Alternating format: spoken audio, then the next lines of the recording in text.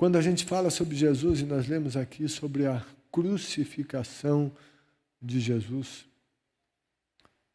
tudo o que ocorreu naquela cruz, naqueles momentos que Jesus morria na cruz, todos os detalhes são altamente significativos. Cada palavra dita por Jesus em toda a vida de Jesus é significativa. Cada palavra dita por Cristo na cruz é altamente significativa.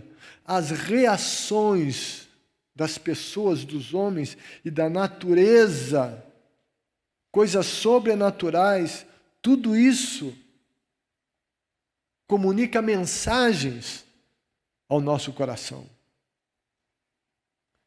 Algumas coisas aconteceram enquanto Jesus estava na cruz.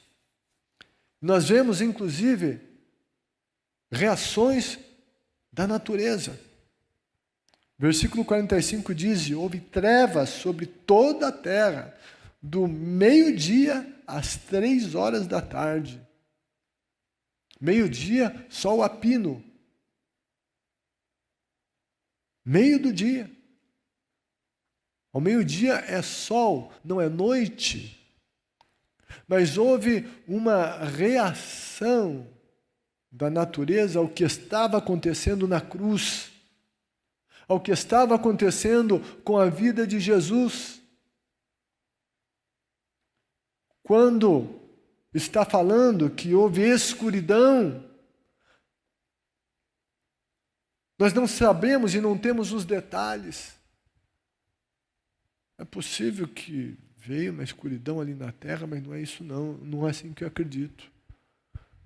Eu acredito que o universo reagiu àquilo que estava acontecendo lá em Jerusalém, no Monte Calvário. O sol. Aconteceu alguma coisa com o sol. Não houve mais essa iluminação naquele lugar. Houve uma reação da natureza. A Bíblia diz que a terra tremeu, versículo 51, na parte C do versículo. A terra tremeu e as rochas partiram. Enquanto Jesus estava na cruz, realizando aquela obra vicária, substituta em nosso lugar, essa reação aconteceu. A terra treme, rochas se partem. Sim, era a natureza reagindo ao que estava acontecendo. Sabe o que está acontecendo? Sabe o que estava acontecendo? O sangue do único homem absolutamente justo. Eu estou falando de homem absolutamente justo. Eu não estou falando de homens que, na média, são justos. Não. Na média, são pessoas de caráter, eles são corretos. Não. Eu estou falando de alguém absolutamente justo, de alguém que nunca pecou. O sangue do único homem que pisou nessa terra e que nunca teve culpa por nada e de nada. O sangue do único homem justo era derramado sobre a terra. Essa é uma das razões que Jesus instituiu a ceia. A ceia. Jesus disse: façam isso todas as vezes que vocês comerem em memória de mim, todas as vezes que vocês beberem em memória de mim, vocês anunciam a minha morte. É o anúncio da morte de Cristo até que Ele venha. Todas as vezes a ceia é um memorial para a gente lembrar da obra que Jesus foi feita na cruz. A Bíblia não institui de quanto em quanto tempo a gente tem que tomar ceia, não. Nós temos aqui uma vez ao mês, primeiro domingo do mês. Jesus não disse, olha, uma vez ao mês, uma vez na semana, uma vez ao dia, 2 vezes ao dia. Não, não, não. Eu vou participar nesse domingo 4 vezes da ceia. Isso não quer dizer que é muito nem que é pouco. Na igreja primitiva, a ceia era algo mais constante, provavelmente. Sabe por que isso? Sabe por que a ceia? A ceia deve nos levar a responder à obra que Jesus fez na cruz. O Criador se submete a ser concebido no ventre de uma criatura. O Criador do universo se submete a ficar 9 meses dentro do ventre de uma de suas criaturas. Sabe por quê? Por tua causa, por minha causa, por nossa causa. Por amor a nós. Deus amou o mundo de tal maneira que deu o seu Filho unigênito para que todo aquele que nele crê não pereça, mas tenha vida eterna. O Criador fez isso. O Criador se submeteu a ser parido por uma de suas criaturas. O Criador se submeteu a ser amamentado no seio de uma criatura. Por tua causa. Por minha causa. O Criador viveu de maneira absolutamente santa. O Criador nunca pecou. O santo foi para a cruz. O Senhor, o Criador, numa cruz, fustigado, injustiçado por suas criaturas. Jesus disse que a gente ia ter aflição nesse mundo. Jesus nunca disse que os filhos dele iam morrer igual um passarinho. Não. Isso não está na Bíblia.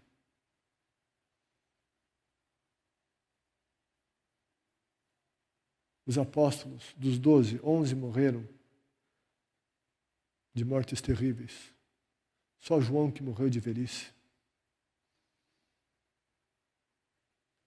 Sabe, uma hora a gente vai morrer. Mas o mais importante é que quando a gente morrer diante do Senhor,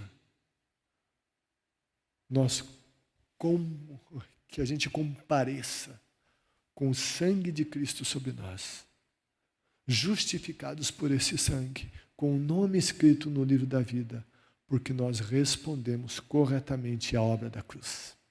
E a Bíblia diz que por volta das 3 horas da tarde, Jesus bradou em alta voz, Eloi, Eloi, lama sabachthani, que significa, meu Deus, por que me abandonaste?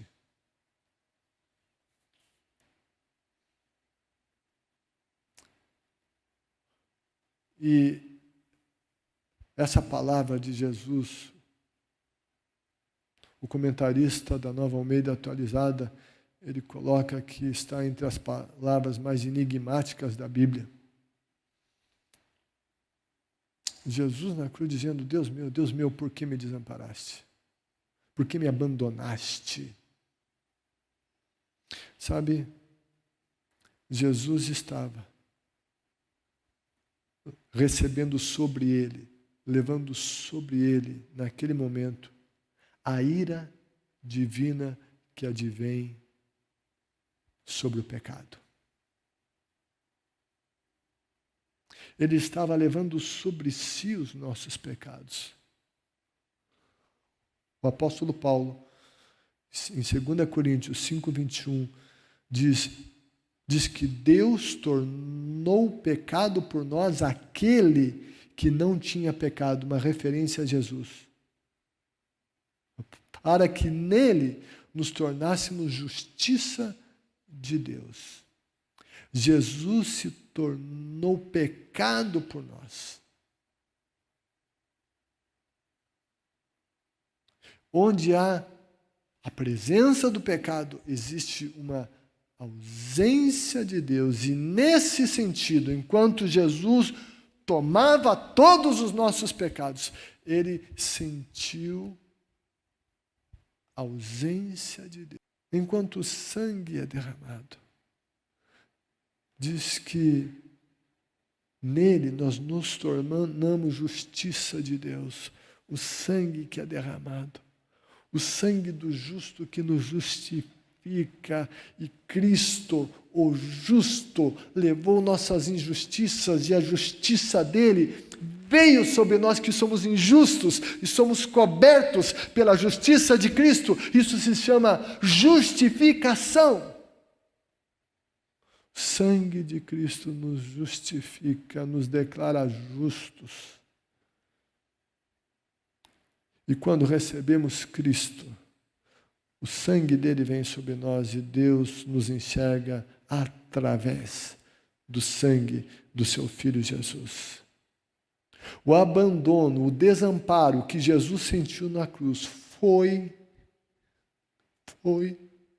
aconteceu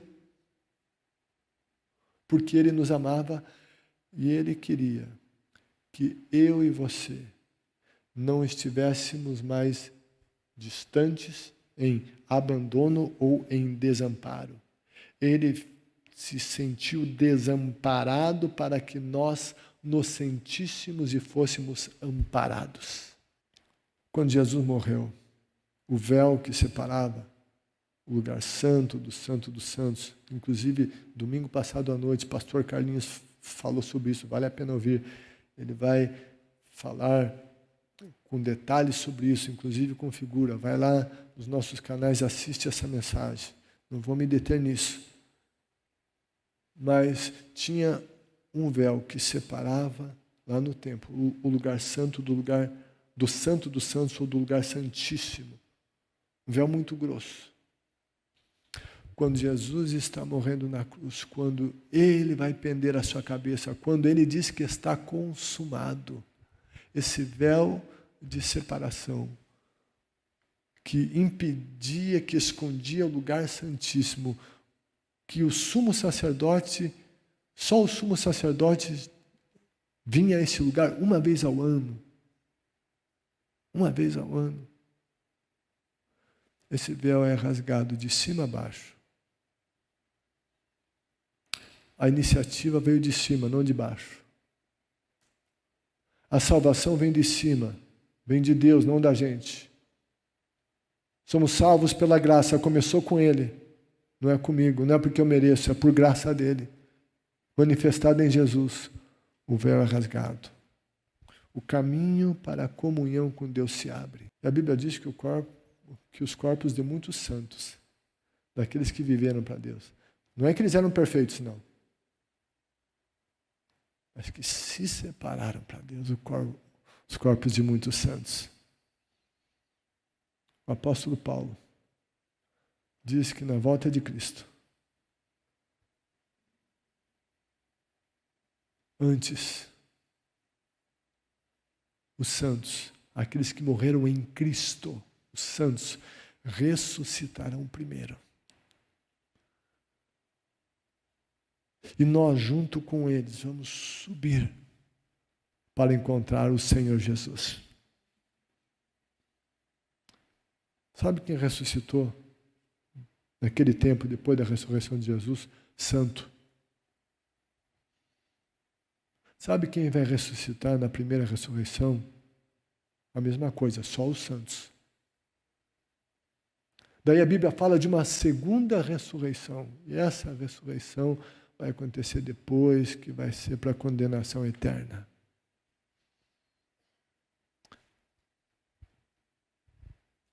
Na Páscoa. Páscoa fala de ressurreição. Jesus foi esse que ressuscitou.